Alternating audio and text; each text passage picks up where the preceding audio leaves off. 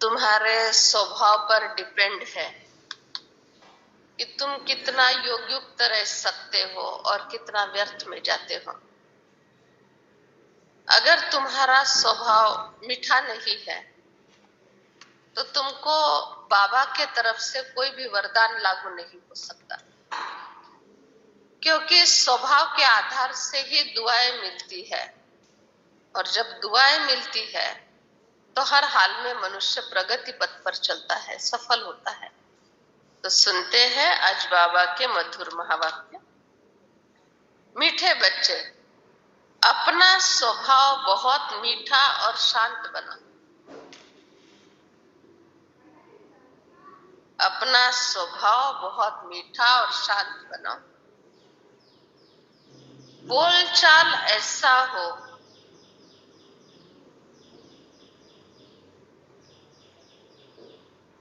जो सब कहे ये तो जैसे देवता।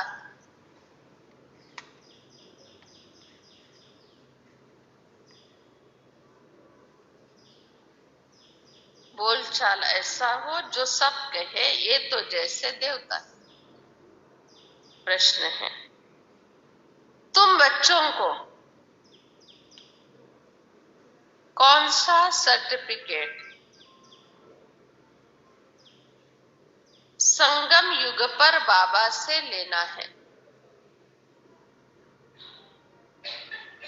तुम बच्चों को कौन सा सर्टिफिकेट संगम युग पर बाबा से लेना है? कौन सा सर्टिफिकेट लेना है बताओ अंजू बहन।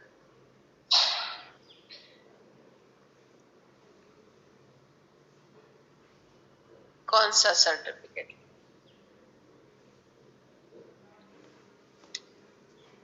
सर्वगुण संपन्न बनने का सर्टिफिकेट, दैवी मैनर्स का सर्टिफिकेट लेना है। अच्छा,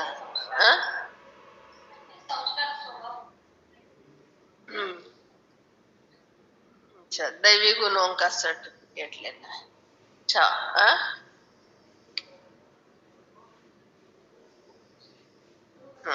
स्वभाव अच्छा है तो खुश रह सकेंगे, वो सर्टिफिकेट लेना है।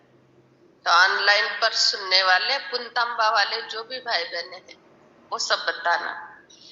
अभी गांव के हिसाब से नाम लेना पड़ेगा, क्योंकि अभी एक एक का नाम का उत्तर। अपने दैवी मैनर्स का सर्टिफिकेट,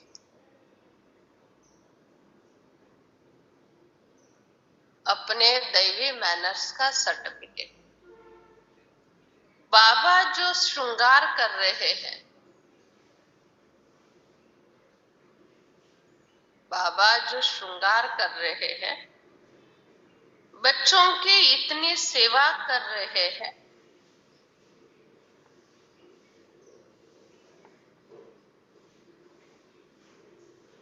जरूर उसका रिटर्न देना है।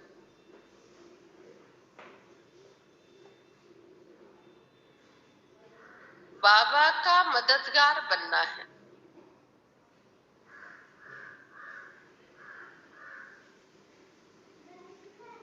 मददगार बच्चे वह है जिनका स्वभाव देवताई हो।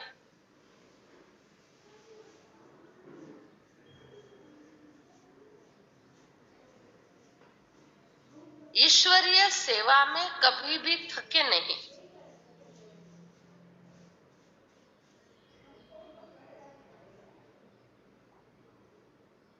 ईश्वरीय सेवा में कभी भी थके नहीं। यज्ञ सेवा से स्नेह हो।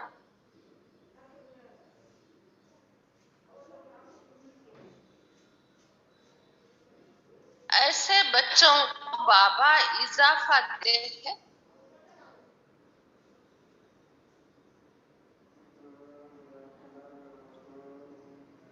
खातरी करते हैं।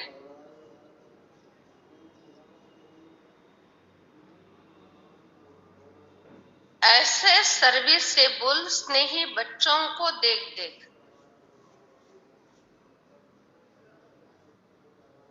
बाबा हर्षित होते, बाबा हर्षित होते हैं। गीत है तुम्हारे बुलाने को जी चाहत।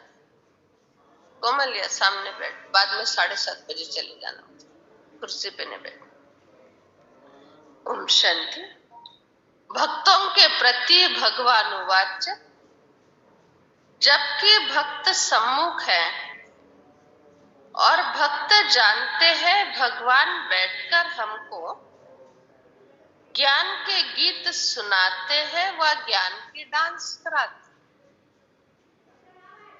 अच्छा, इससे फिर क्या होगा? ज्ञान डांस करने से क्या होगा? खुशी होगी? डांस करने से खुशी होगी? कहते हैं देवताओं के माफिक सदा सुखी रहेंगे। ज्ञान डांस का अर्थ है विचार सागर मंथन। विचार सागर मंथन के आधार से तो सारा खेल चल रहा है। सागर मंथन से 14 रत्न निकले थे, वो कितने वैल्यूबल्स थे विष छोड़कर। तो वैसे विचार सागर मंथन के आधार से ही हमारे जीवन में सुख दुख, परिस्थिति को पार करना, ये सारी बातें चल रही है। इसीलिए बाबा कहते हैं बच्चे, ज्ञान डांस करना अर्थात बाबा के जो भी महावाक्य सुने हैं उस महावाक्य के आधार से मनन चिंतन करते रहना। भगवान को बेहद का बाबा व विश्व का रचयिता कहा जाता है। वह है स्वर्ग का रचयिता। विश्व पहले पहले स्वर्ग है, बाद में नरक बनती है। अब है नरक, मनुष्य भक्ति मार्ग के धक्के खाते रहते। भक्त भगवान को याद करते हैं। आत्मा समझती है बाबा हमारे लिए स्वर्ग की सौगात लेकर आए। वह रचयिता है स्वर्ग का मालिक बनाने के लिए। राजयोग सिखाते हैं। कहते हैं बाबा को विश्व के मालिक बने को याद करो। विश्व का रचयिता बुद्धि में आता है तो समझा जाता है परम पिता परमात्मा नया विश्व रचते। विश्व मनुष्य मात्र के रहने का स्थान है। बेहद का मालिक है तो जरूर बेहद की बड़ी दुनिया रचेंगे ना। जितना बड़ा मालिक, जितना बड़ा धन, उतना बड़ा उसका घर होगा। तो वैसे ये तो सारे संसार का मालिक है, तो उनका घर भी बहुत बड़ा। लौकिक बाप अपने बच्चों के लिए घर बनाते हैं, पारलौकिक बाप अपने बच्चों के लिए नया विश्व बनाते हैं। दोनों में अंतर। लौकिक पिता अपने अपने कैपेसिटी के अनुसार घर बनाएंगे। कोई 10 बाय 10 का घर बनाएगा तो कोई 10,000 स्क्वायर फीट का बनाएगा। लेकिन बेहद का बाबा अपने सारे बच्चों के लिए, देवी देवताओं के रूप में 33 कोटि बच्चे उनके होंगे, उनके लिए सारे विश्व में घर बना देते। द्वापर युग के बाद भी सभी उनके बच्चे, उनके लिए भी घर का सिस्टम बना दिया है। तुम बच्चों के लिए विश्व घर है, अर्थात पार्ट बजाने का स्थान। तुम जानते हो हम भारतवासी है तो घर के हुए। भारतवासी अपने हद के मालिक समझते अपने को, परंतु भारतवासी बेहद दुनिया के वासी। बाबा बहुत अच्छी रीति समझाते हैं, परंतु बच्चे घड़ी घड़ी भूल जाते और कभी शुक्रिया भी नहीं मानते।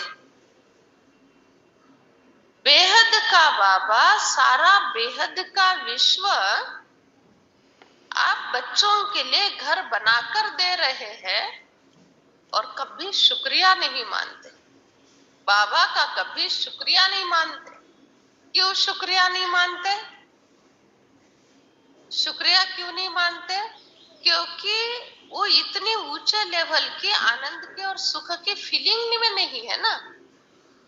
जब ऊंचे लेवल के आनंद और सुख के फीलिंग में रहे, और वो भी ज्ञान बल और योग बल और प्राप्ति बल के आधार से अतीन्द्रिय सुख या सुख के फीलिंग में रहेंगे ना, तब भी आत्मा से शुक्रिया निकलेगा। शुक्रिया ऐसे नहीं निकलता है, शुक्रिया फीलिंग के बाद ही निकलता है। हाँ, रिवाजी रीति शुक्रिया बोलना, किसी ने कोई चीज दे दी, शुक्रिया बोल दिया, धन्यवाद थैंक यू बोल दिया, ये रिवाजी हुआ, उसमें सिस्टम बनी हुई है, लेकिन आशीर्वाद नहीं निकलते। और सच्चे दिल के गहराई से उनके मुख पर नहीं, लेकिन एकांत में बैठे हुए भी शुक्रिया निकलना, ये फीलिंग का शुक्रिया हुआ। और फीलिंग के शुक्रिया को ही कहा जाता है अनुभूति। फीलिंग के शुक्रिया का नाम अनुभूति है, रिवाजी शुक्रिया का नाम रिवाज है। तो बाबा कहते बच्चे हमेशा थैंक्स बोलो, सच्चे भावना से थैंक्स बोलेंगे ना, तब भी ही बाबा को फील होगा कि ये बच्चा सही लेवल पर संतुष्ट है, ये बच्चा सही लेवल पर सुख या अतीन्द्रिय सुख महसूस कर रहा है। हाँ, सुख लेने के लिए भी पुण्य लगते हैं, ये सुख ऐसे नहीं मिलते। सफेद कपड़े पहन लो, रोज मुरली के लिए आओ या मुरली सुनो सुनाओ और फिर वो सुखी रहे, ऐसा नहीं हो सकता। वैसे हमारे सोच विचार कर्म, मनसा वाचा कर्मना, सब प्रकार से हमको वैसे अटेंशन देकर कर्म करने पड़ते हैं।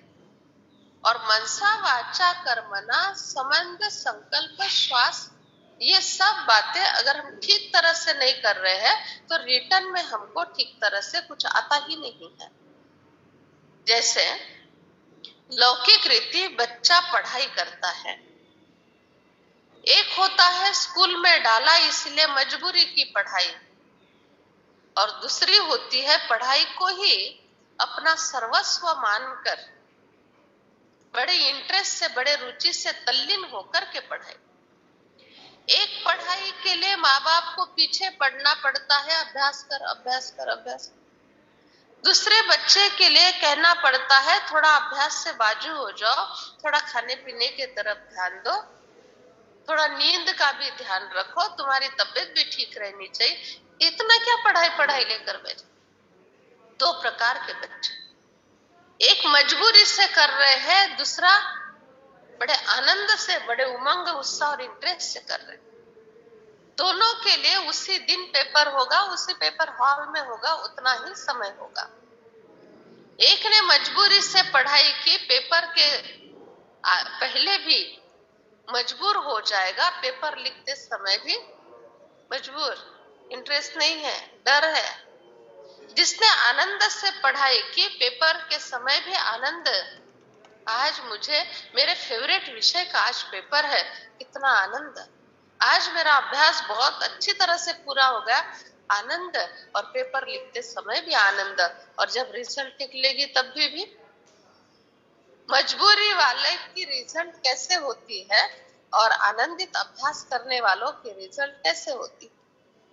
दोनों के लिए पेपर एक, रिजल्ट आउट एक ही दिन हुए, एक ही स्कूल कॉलेज के, लेकिन रिजल्ट अलग अलग। वैसे ही सेम कर्म का आध्यात्मिक मार्ग पर कर्म का हिसाब है। वैसे मजबूरी वाले जब आध्यात्मिक मार्ग पर चलते हैं वो चल नहीं पाते और उनके जीवन में आनंद की कोई बात नहीं होती। और इंटरेस्ट से सब करने वाले, स्व इच्छा से करने वाले, उनकी रिजल्ट भी अच्छे तो कर्म भी अच्छे। तो कर्म करते समय ही इतना आनंद मिलता है, तो समझ जाना हमारे रिजल्ट आनंद की, अतीन्द्रिय सुख की और प्राप्ति की है ही है।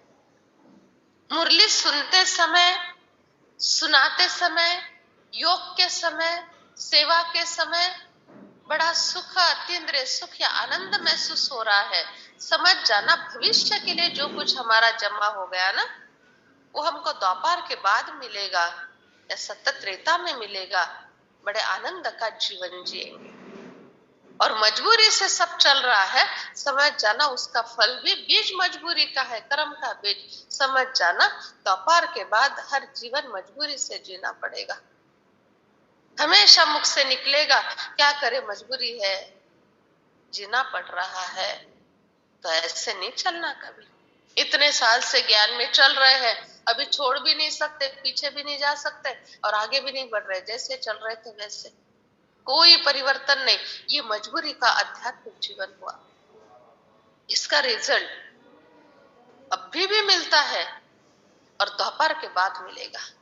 द्वापर के बाद के जो 63 जन्म है, हर जन्म में मुख से बार बार निकलेगा क्या करे, निभाना पड़ता है, मजबूरी है, क्या करे, चलना पड़ता है, मजबूरी है।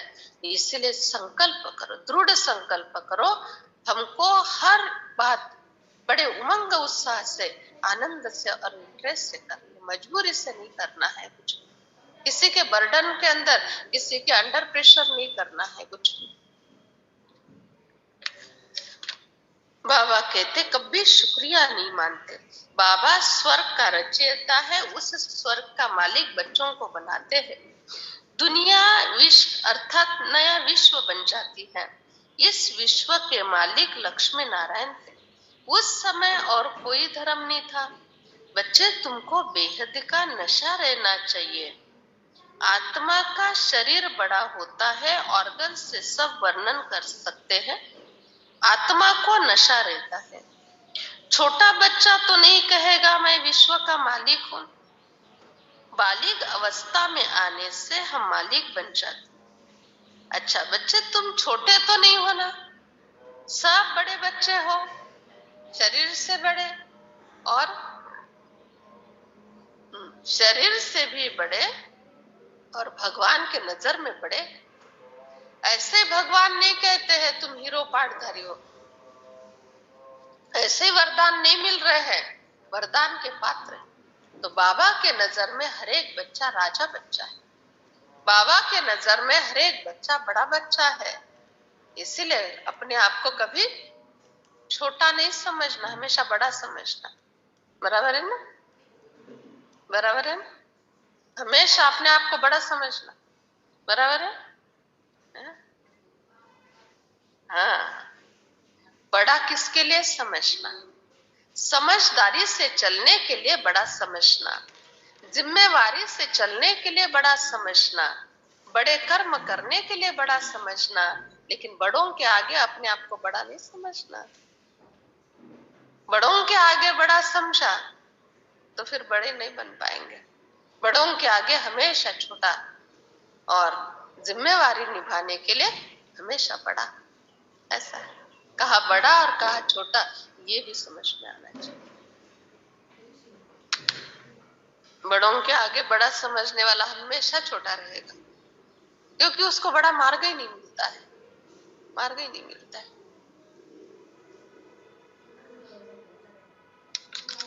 अक्षर कहने से अक्षर कहने से भी कहा भूल हो जाती है बच्चों से। बाबा विश्व का रचयिता है। बाबा विश्व का रचयिता है, कहते हैं मैं विश्व की राजाई नहीं करता, तुम बच्चों को देता। सारे सृष्टि का रचयिता एक परमात्मा है। बच्चे, एक एक अक्षर तुमको बहुत अच्छी तरह से समझना है।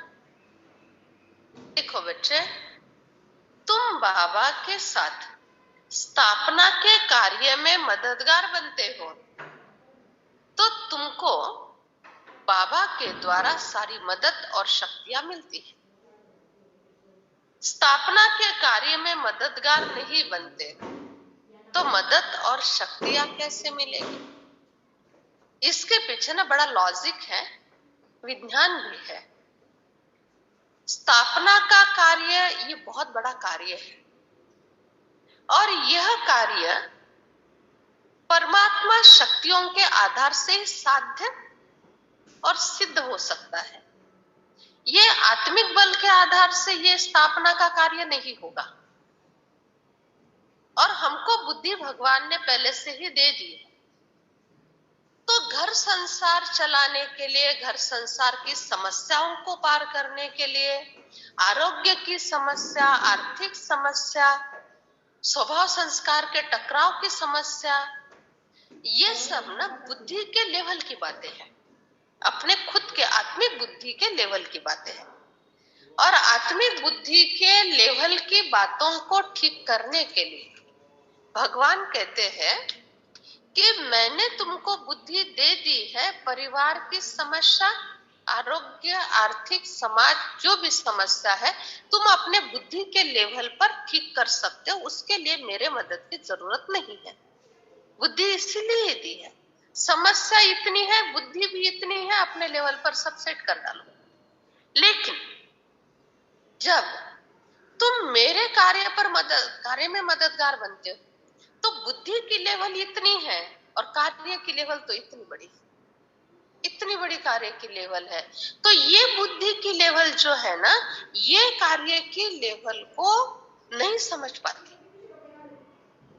ये कार्य के लेवल के लिए तुमको इतनी ही बुद्धि लगेगी।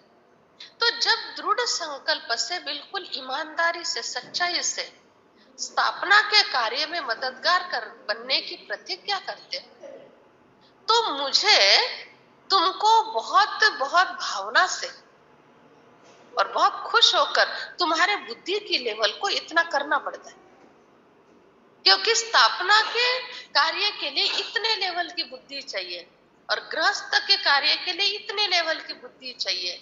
अभी ये बुद्धि होगी तो ये काम कर सकोगे, लेवल ये है ना। तो इसीलिए मैं तुमको ये बुद्धि दे देता हूं और वरदान दे देता हूं। देखो, ये जो मैंने तुमको दिव्य दृष्टि दी है, दिव्य बुद्धि दी है, ये दिव्य कार्य करने के लिए, स्थापना के कार्य में मददगार बनने के लिए। और तब भी हम चाहे सेंटर की निमित्त दीदिया है, चाहे गृहस्थ में रहकर मददगार बाबा के बच्चे हैं, तब भी वो ये कार्य कर सकते हैं। इस लेवल के बुद्धि से तो परिवार की समस्याओं को भी ठीक नहीं कर सकते। वो तो जाने दो, परिवार की तो बात छोड़ो, खुद के मनस्थिति को भी एक छोटे से नेगेटिव संकल्प से बाहर नहीं निकाल सकते हैं। तो स्थापना का कार्य इतने ऊंचे लेवल का कैसे कर पाएंगे? ऐसा है। तो इसीलिए बाबा कहते हैं, बाबा ने आज कहा, बच्चे तुम जब मेरे कार्य में मददगार बन जाते हो, स्थापना के कार्य में, तो मुझे तुमको पूरी मदद करनी ही पड़ती है। तो इस लेवल से बुद्धि को सुदृढ़ बनाने की मदद, उसके बाद जो जो पात्रता, योग्यता हमारे अंदर नहीं है और वो इस लेवल पर चाहिए, तो वो लेवल की पात्रता और योग्यता हमारे अंदर भर देना, ये भी बाबा का काम है। क्यों? क्योंकि उनका कार्य करना है। जैसे आप लोग यहाँ सफाई की सेवा में मददगार बन जाते, सारे हॉल की सफाई, जीने से लेकर सारे रोड तक की सफाई में मददगार। आप लोग अपने अपने घर से झाड़ू पोछा लेके आते क्या? झाड़ू पोछा बाल्टी रोज लेके अगर ऐसा हो तो कोई सेवा ही नहीं करेगा, रोज ना बाल्टी लेके जाना नहीं। तो सेवा यहाँ की है, बाबा के घर की सेवा है। तो झाड़ू पोछा बाल्टी जो भी है वो प्रोवाइड करने का काम बाबा का। भले 10 झाड़ू रखे हुए हैं, खराटे रखे, जो भी है सारा का सारा यहाँ बाबा को, आप लोगों को सब व्यवस्था देनी पड़ेगी, तब आप सेवा करेंगे। ये छोटा सा उदाहरण। वैसे ही हमारे अंदर कार्य करने की बड़ी प्रगाढ़ इच्छा है, मददगार बनने की प्रगाढ़ इच्छा है, लेकिन हमारे अंदर योग्यता पात्रता नहीं है। तो योग्यता पात्रता खुद क्रिएट नहीं कर पाएंगे। योग्यता पात्रता बाबा दे देंगे, उसके बाद हम सेवा करेंगे। ऐसा है। इसलिए कभी भी बाबा के पास आने के बाद कोई सेवा मिलती है, योग्यता पात्रता अच्छी है, उसमें बहुत आगे बढ़ रहे हैं, कभी अहंकार नहीं करना, ये मैंने किया, ये मेरे कारण हो गया है, नहीं। उसी समय फिर वो सारी योग्यता पात्रता रुक जाती। भगवान वापस नहीं लेते, लेकिन कार्य में भी नहीं लगाते। क्यों? इसका इतना अहंकार और मैंपन है, तो संगठन में कल झगड़े हो जाएंगे। संगठन में चलते हुए वातावरण खराब हो जाएगा, इसलिए इसको यहाँ रोक दो, संगठन में नहीं लाओ, इसको अकेले में रहने दो अभी। क्यों? क्योंकि अहंकार है योग्यता पात्रता का। आवाज चेक कर दो बीच बीच में, आपका क्या हुआ मोबाइल का? अच्छा ठीक। बाबा कहते हैं इस समय जो भारत के मालिक थे, ये इस समय जो भारत के मालिक है वह कहाँ सुखी है? बेचारों को कांटों का ताज है, कांटों का सिंहासन है, आज सीट पर है कल कोई भी उतार देगा। बाबा कहते हैं बच्चे, लक्ष्मी नारायण के राज्य में ऐसा कोई किसी को उतार नहीं सकेगा सीट से। किसी को संकल्प आया और कोई किसी को विश्व महाराजन को उतार देवे सीट से, हम बैठेंगे इलेक्शन होगा? वहां भगवान ने इलेक्शन का सिस्टम नहीं रखा, यहां से सिलेक्शन करके भेजा। संगम पर ही सिलेक्ट हो जाते हैं और सिलेक्ट होके सीट फिक्स हो जाती है, और वो भी 2500 वर्ष के लिए फिक्स हो जाती है। तब तक कोई इलेक्शन नहीं होगा, ये जो कुछ मैंने दिया है वो तुम्हारा कायम रहेगा। इसीलिए कहावत बनी है, भगवान देते हैं तो छप्पर फाड़ कर देते। छप्पर फाड़ कर देने का अर्थ है पूरे स्वर्ग की बादशाही दे देते। और ये कोई कल्पना की बात नहीं है, ये साधारण बात भी नहीं है, कल्पना की भी नहीं है। क्यों नहीं पता? क्योंकि कोई भी परिवार, मन, पक्षियों का झुंड, प्राणियों का झुंड, कोई डाकू डकैती वालों का झुंड, चोरों का झुंड, कुछ भी है, बिना संगठन के हेड के नहीं चलता। डाकुओं के झुंड में एक से बढ़कर एक डाकू होंगे, फिर भी डाकुओं का कोई सरदार होता है। जैसे डाकू पंचम सिंह थे, कोई सरदार होता है। तो झुंड के बिगर और झुंड का कोई हेड के बिगर सतयुग भी नहीं चलता। और झुंड का हेड विश्व महाराजन थे और देवी देवताओं का संगठन था, और वो विश्व महाराजन कहलाए जाते थे, क्योंकि सारे विश्व में और किसी का राज्य नहीं था, इसलिए विश्व महाराजन। बड़ी सिंपल बात है ना, राजधानी है तो राजा चाहिए, राजधानी है तो प्रजा भी चाहिए, और राजधानी है तो कोई विधान नियम और कायदे भी चाहिए, और राजधानी है तो सारी व्यवस्था भी चाहिए। बस सिंपल बात है। फर्क इतना है, वो सतो प्रधान व्यवस्थाएं थी, सतो प्रधान कायदे थे। आज तमो प्रधान व्यवस्था, तमो प्रधान कायदे, डर। तुम लोगों को बाबा आगे समझाते हैं, समझने वाले नंबरवार है। अच्छा, भगवान वाच्य सुनो क्या है। तुम बच्चों को खुशी क्यों नहीं रहती? तुम बच्चों को खुशी क्यों नहीं रहती? क्यों नहीं रहती खुशी? बता, क्यों नहीं रहती खुशी? अपने ऊपर है।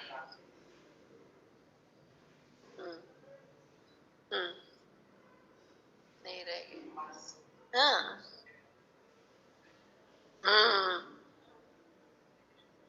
दूसरों को भी देते हैं।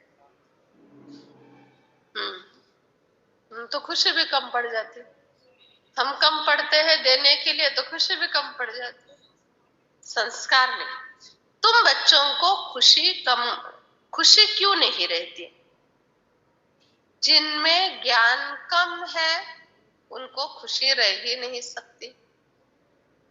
ज्ञान कम है अर्थात समझ कम। समझ का अर्थ है इस कर्म का परिणाम क्या होगा ये सोच समझकर कर्म करना, इसको समझ कहा जाता है। इस बोल का परिणाम, इस संकल्प के आधार से वाइब्रेशन का ओरा कैसे तैयार होगा, बस थोड़ा सा एक सेकंड के लिए रुक के सोच लिया। मुरली तो रोज सुन ही रहे हैं, मार्गदर्शन रोज का मिल रहा है। थोड़ा सा सोच समझकर एक मिनट के लिए पॉज ले लो, एक सेकंड के लिए ले लो, थोड़ा सा सोच लो इस बोल का कर्म का परिणाम क्या होगा, इतना समझकर कर्म करना, इसको कहा जाता है खुश रहने के लिए कर्म करना। और जब हम खुश हैं तो हमारे माँ बाप भी हमसे खुश हैं। और हम अगर ठीक नहीं चलते हैं तो माँ बाप खुश नहीं हो सकते। माँ बाप को ना खुद का दुख कभी दुख नहीं होता है, बच्चों का दुख दुख होता है।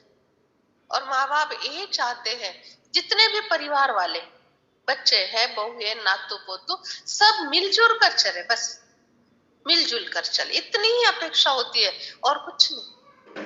रोज पूरन पोड़ी खावे अक्षय तृतीया के जैसे नहीं, ये नहीं होता है। रोज इनकी इतनी कमाई होनी चाहिए, ये भी नहीं। बस प्यार से चलो, प्यार से एक दूसरे से मिलजुल कर चलो। दो ही भाई आपस में रोज झगड़ा कर रहे हैं, माँ बाप कितने दुखी हो जाते हैं। तो भले प्रॉफिट कम होवे, प्रॉपर्टी कम होवे, लेकिन प्यार चाहिए, इतना ही चाहते हैं। वैसे बाबा का है। खुशी क्यों नहीं होती है? क्योंकि तुम खुशी के लिए जैसा चाहिए वैसे कर्म नहीं करते हो, और ज्ञान के आधार से विचार सागर मंथन तुम्हारा चलता ही नहीं। जिनमें ज्ञान नहीं है वैसे खुश कैसे रह सकते हैं?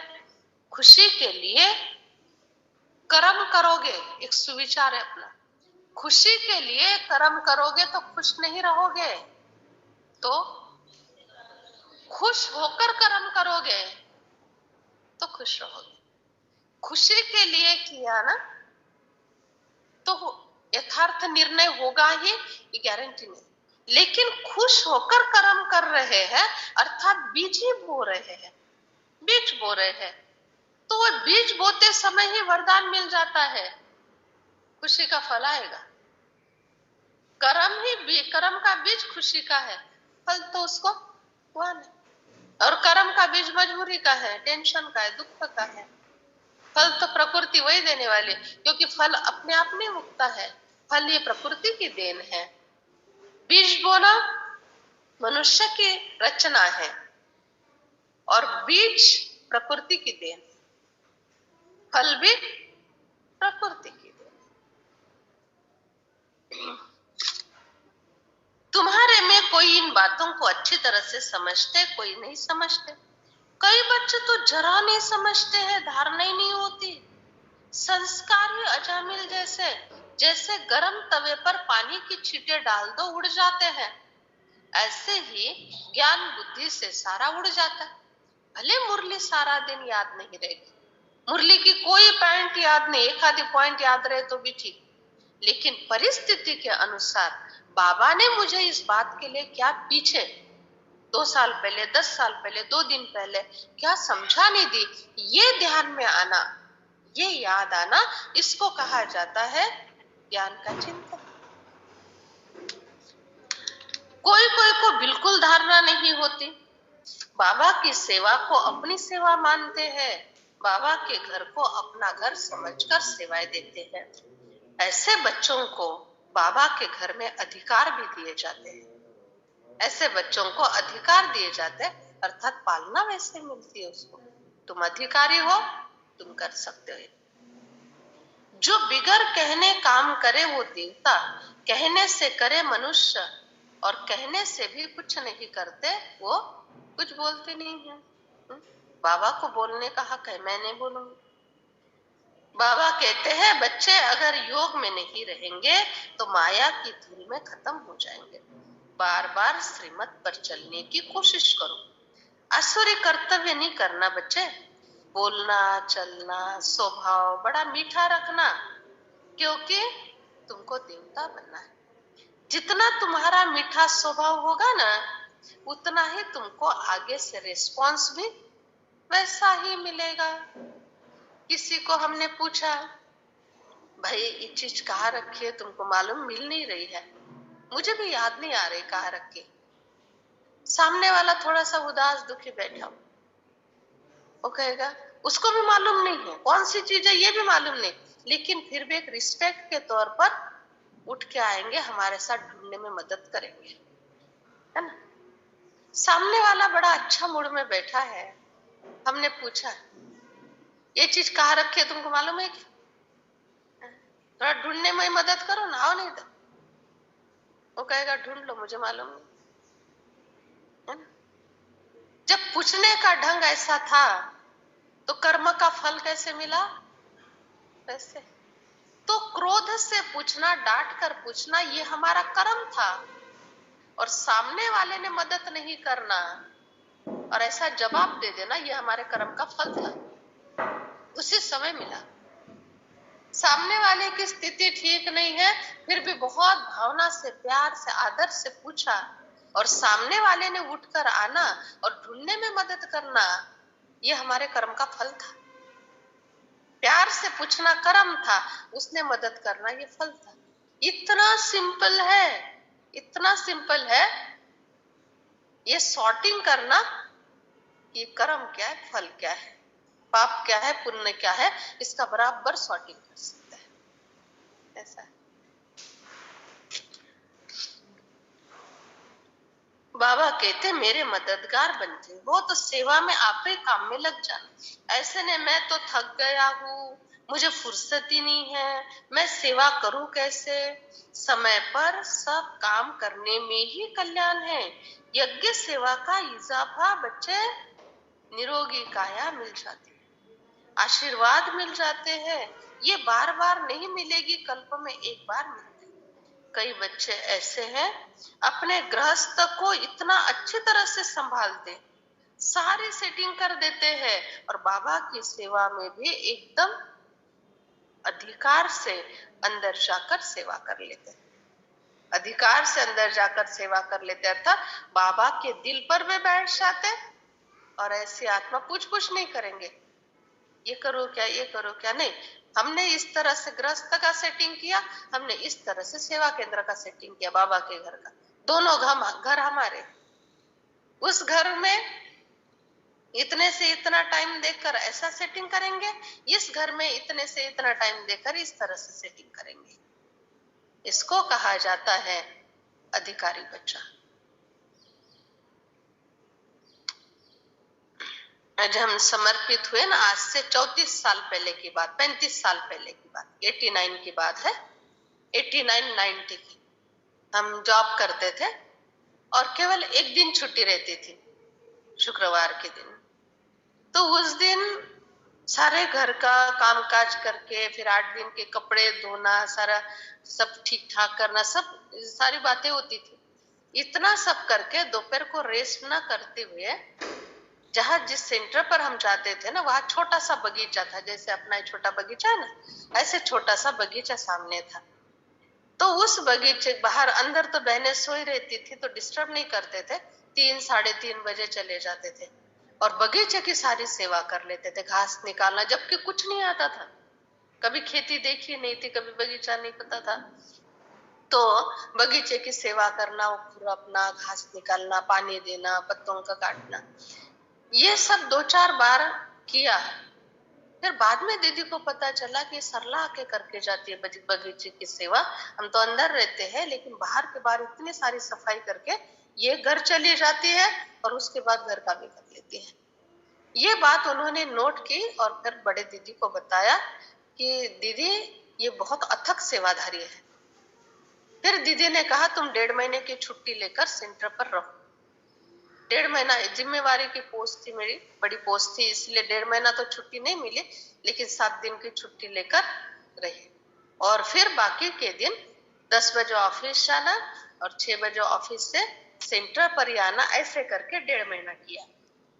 तो दीदी ने उस समय अथक सेवाधारी भव का वरदान दे दिया। और 7 दिन के अंदर सिर्फ 4-5 बार बगीचे की सेवा, वो भी उनके सामने नहीं, बाबा का बगीचा है, एंट्री में ही कोई आता जाता है, अच्छा नहीं लगता है, घास पड़ा है, घास उगा है, ऐसे संकल्प करके सफाई की, अथक भव का वरदान मिल गया। आज आप लोग देखते हैं ना, इतनी उम्र में, अभी 60 के नजदीक आ गई हूं मैं, इतनी उम्र में भी 4 घंटे की नींद में, 3.5-4 घंटे की नींद में इतना फ्रेश, दिन भर कोई प्रकार की थकावट कभी ये मुख से नहीं निकला। ये काम हमने नहीं किया, ये जो सच्चाई से थोड़ी सी सेवा करके दिखाई, वो कोई भावना थोड़ी ऐसी थी मेरी कि मुझे वरदान मिल जाएगा, नहीं, दीदी मेरी वाह वाह करेंगे, नहीं, अच्छा नहीं लग रहा था, कर लिया, वरदान मिल गया, आज जिंदगी भर तक काम में आ रहा है। इतनी उम्र में भी वो वरदान काम में आ रहा है। ऐसा है तो भगवान देता है ना, तो इस तरह से देता है। मांगो नहीं कभी, करके दिखाओ। और इस इच्छा से भी नहीं कि मुझे कुछ मिलना चाहिए इसलिए करो, नहीं, करके दिखाओ, अपने आप भगवान दे देता है समय प्रति समय। तो सेवा में तत्पर रहते हैं, फिर ऐसे बच्चे अधिकारी भी बन जाते हैं, एकदम अंदर के अधिकारी। अंदर के अधिकारी अर्थात सच्ची भावना से। बाबा कहते तुम्हारा स्वभाव बड़ा मीठा है। यहाँ कई बच्चे माता पिता की मत पर नहीं चलते हैं तो नुकसान कर देते हैं। तुम बच्चों को बाबा कहते हैं, बच्चे मैं तुम्हारी इतनी सेवा करता हूँ, तुम्हारी सेवा के लिए परमधाम से आता हूँ, और तुम जरा भी सेवा नहीं करते हो। मेरे मत पर नहीं चलेंगे तो कितना दुख मिलता है। अमृत पीते पीते पतित से पावन बन जाते। एक कहानी है, लक्ष्मी ने असुर को अमृत पिला दिया। मोहिनी रूप की कहानी है ना, सागर मंथन से अमृत निकला था और सभी देवताओं को पिलाना था। तो 108 देवता बैठे थे, 109वां और 10वां राहु केतु बैठा था। भूल से उनको भी पिला दिया, लेकिन उनको पीने नहीं दिया। देवताओं ने कोई भूल भी की तो भी आगे सिस्टम बनी हुई है उस भूल को ठीक करने के, उनके शरीर के अंदर जाने नहीं दिया। यहां तक बूंद गया था अमृत का, रोक लिया। रोकते से ही 2 छेद पड़े, अमृत विष में रूपांतर हो गया था, क्योंकि राक्षस के शरीर में चला गया था। 2 बूंद नीचे गिर गए अमृत के, लेकिन वो विष के थे। और एक का झाड़ कांदे का उगा, दूसरे का झाड़ लहसुन का उगा, और इस तरह से कांदे लहसुन की उत्पत्ति हुई। इसीलिए बाबा कहते कांदा लहसुन वर्ष करो। तो दिखाते असुर भी बैठे थे, लेकिन असुरों को पीने नहीं दिया अमृत, नहीं तो असुरों का राज जाता। अच्छा बच्चे, कभी किसी को दुख देने का प्लान नहीं करना। दुख देने का भी प्लान होता है। बिना प्लान से आप मुरली में नहीं आ सकते। बिना प्लान से ऑनलाइन वाले जुड़ नहीं सकते। बिना प्लान से मैं यहाँ बैठ नहीं सकती। वैसे दुख देना भी एक प्लान होता है। और वो प्लान कैसा, मैं आज इसको अच्छी तरह से सीधा करूंगी। ऐसे उंगली, ऐसा सिर, ऐसे बोलना कोई सीधा नहीं होता है। कोई सीधा नहीं होता। हमारे कर्म टेढ़े हो जाते हैं। सीधा होने का जमाना चला गया है।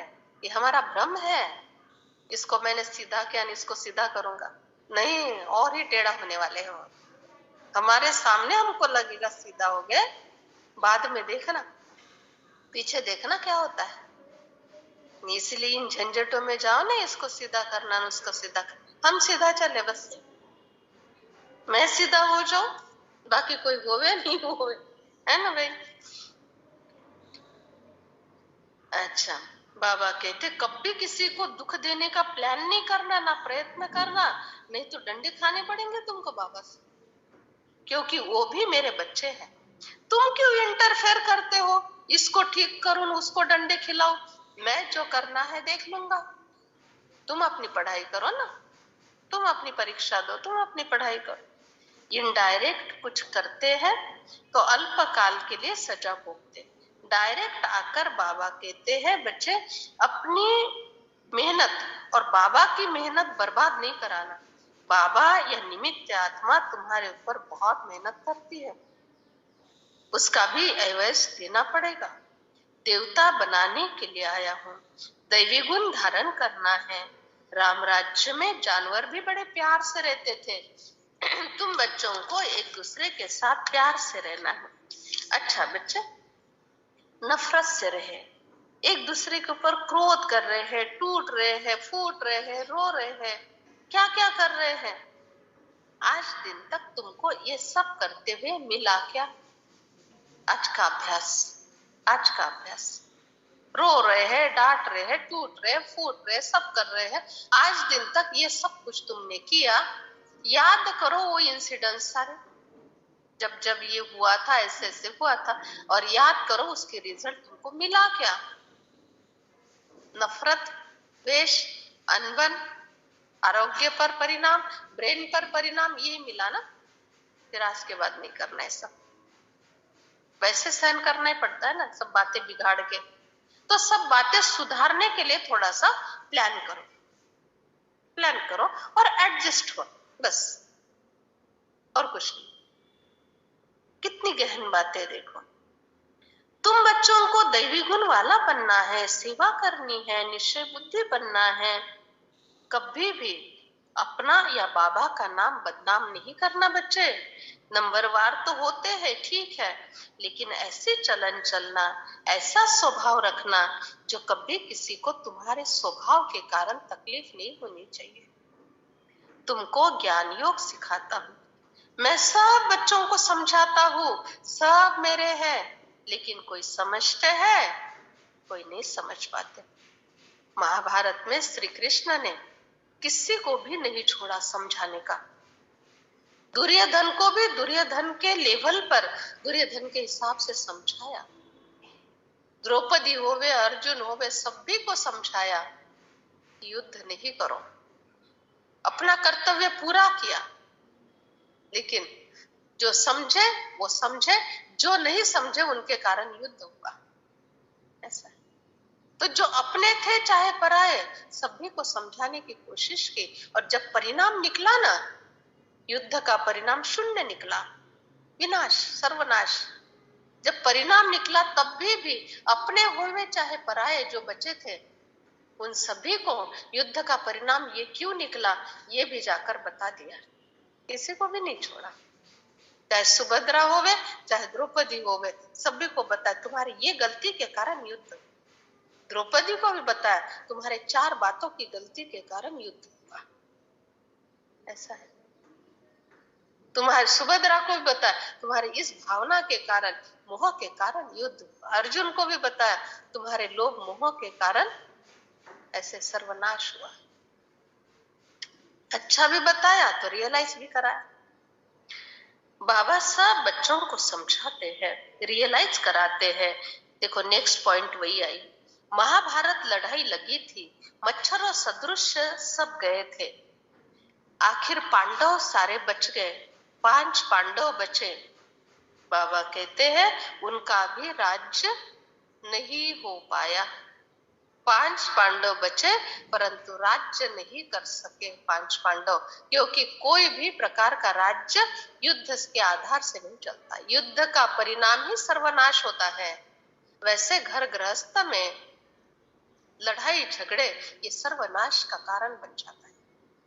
रोज का युद्ध, वो तो कुरुक्षेत्र के बड़े लेवल की बात थी, औक्षणी सेना की। ये घर में 4 लोग रहते हैं और रोज का युद्ध चल रहा है, ये भी सर्वनाश को प्राप्त कर लेते। ऐसा है। सर्वनाश का अर्थ है सुख नहीं, शांति नहीं, आनंद नहीं, जीवन में रोज के संघर्ष, आरोग्य नहीं, कुछ नहीं प्राप्त हो रहा। ये युद्ध ही है, हर घर में चल रहा है। इसीलिए बाबा मुरली में आज सावधान कर रहे हैं, अपने युद्ध आप ही खत्म करो। लड़ना तुमने शुरू किया ना, शांत रहना भी अभी तुमको ही करना पड़ेगा। महाभारत का ज्ञान भी मैंने नहीं दिया, महाभारत तुमने शुरू किया, और गीता के ज्ञान के आधार से ठीक कर दो अभी युद्ध। एक दूसरे को दुख देते हैं, लड़ते झगड़ते हैं, ये क्या हुआ? कैसे फंदे में फंसे हुए हैं, जेल में महसूस होता है। बाबा कहते खुश रहो ना, एक दूसरे को थोड़ा सा समझ लो ना, थोड़ा सा झुक जाओ ना, क्या फर्क पड़ता है? महाभारत के युद्ध करने से तो अच्छा है कि थोड़ा सा झुक जाना, थोड़ा सा पीछे हट जाना। अपने को भी दुखी करते, दूसरे को भी दुखी कर देते हैं। इसको कहा जाता है, बड़े गहन शब्द बाबा ने बोला, अपने को भी दुखी करते, दूसरों को भी दुखी करते, इसको कहा जाता है आत्मघात। आत्मघात, आत्मघाती महापापी। तंदुरुस्ती नहीं रहती ऐसी आत्माओं को। इसलिए बच्चे कभी कोई झंझट में नहीं जाना, अपने आप को समझाते रहना। ये केवल अहंकार के कारण होता है। इसको ठीक करूंगा, उसको ठीक करूंगा, ऐसे चलूंगे वैसे चलूंगे, इससे रूठना, उससे नहीं बनना, ये केवल अहंकार और नफरत के कारण है। देखो अहंकारी और नफरत वाले के चेहरे कैसे होते हैं, उनका देखने का ढंग कैसे होता है। कैसे चेहरे होते हैं अहंकारी वालों के? हंस रहे होंगे तो भी चेहरे पर भाव कुछ अलग होते हैं, क्योंकि वैसे ओरा में हमेशा जिए ना, इसलिए एक नजर पड़ते से पता चल जाता है ये बहुत अहंकारी नफरत वाले। मैं तुम्हें राज्य भाग्य देने के लिए आया हूं और तुम लड़ाई झगड़ा कर रहे हो। कहते भगवान आओ कलयुग के दुखों से छुड़ाओ। भगवान कहते छूटो। भगवान को काम दे दिया छुड़ाओ, भगवान कहते हैं छूटो। छूटो, छोड़ो तो छूटे, दुखों को छोड़ो तो छूटेंगे। पंछी डाली को पकड़ कर बैठा है और कहता है उड़ाओ उड़ाओ, उसने डाली छोड़नी पड़ेगी ना, खुद ने पकड़ कर रखी है डाली तो दूसरा कोई उड़ा नहीं सकता, उनको पंख पहराने पड़ेंगे। बाबा कहते हैं सुखधाम का मालिक बनना है। बाबा को जान पहचान कर श्रेष्ठ कर्म करते हैं तो सजा नहीं मिलती, सजा तो मिलती है तो दुर्दशा हो जाती है। फिर कयामत का समय आ गया है, हिसाब किताब चुकता करना है। सजा खाने वाले माला में कैसे आएंगे? सजा खाने वाले माला में कैसे आएंगे? इसका मतलब है कर्म ही ठीक नहीं, तभी तो सजा मिली ना। अच्छा बच्चे, मीठे मीठे बच्चों, मैं तुम्हारा बाप तुमको तुम्हारे भले के लिए समझाता, कभी थोड़ा अलग ढंग से भी समझाना पड़ता है। रोज लाडले बच्चे, बाड़िया, राजा ऐसे करके रोज समझाते हैं, लेकिन कभी फिर थोड़ा सा अलग ढंग से भी समझाना पड़ता है। थोड़ा कभी कभी धर्मराज का रूप भी बताना पड़ता है। विश्व का मालिक बनना है तो सब प्रकार से मुझे बनाना पड़ता है। अच्छा बच्चे, मुझे याद करते रहेंगे तो हंसते खेलते रहेंगे। लास्ट पॉइंट, मुझे याद करते रहेंगे तो हंसते खेलते रहेंगे और हंसते खेलते मेरे साथ घर चलेंगे। अच्छा मीठे मीठे सिखिलधे बच्चों प्रति माता पिता बाप दादा का याद प्यार और गुड मॉर्निंग। रूहानी बाबा की रूहानी बच्चों को नमस्ते। रूहानी माता पिता बाप दादा को याद प्यार गुड मॉर्निंग नमस्ते। थैंक यू, बहुत बहुत। पहली पॉइंट, अपना बोलचाल बहुत मीठा रखना है। अपना बोलचाल बहुत मीठा रखना है। कोई आसुरी कर्तव्य नहीं करने हैं।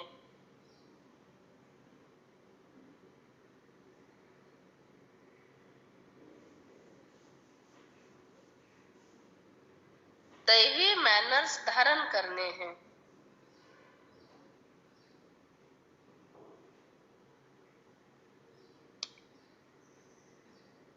दूसरी पॉइंट, बाबा की सर्विस में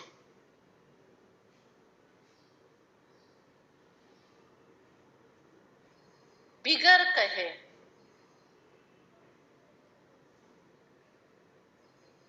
मददगार बनना है। बाबा की सर्विस में बिगर कहे मददगार बनना है।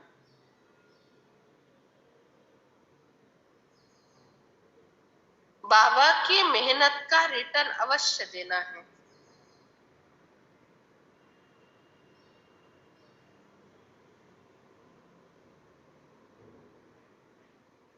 बाबा की मेहनत का रिटर्न अवश्य देना है, गफलत नहीं करनी है।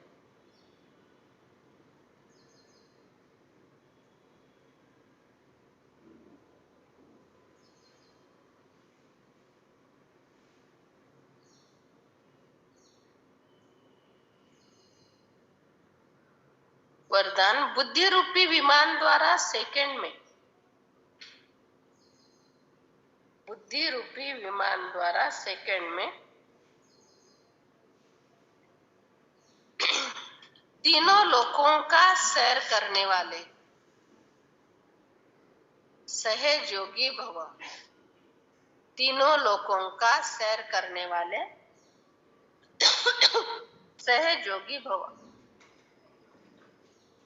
बाप दादा बच्चों को निमंत्रण देते हैं कि बच्चे संकल्प का स्विच ऑन करो और वतन में पहुंच जाओ।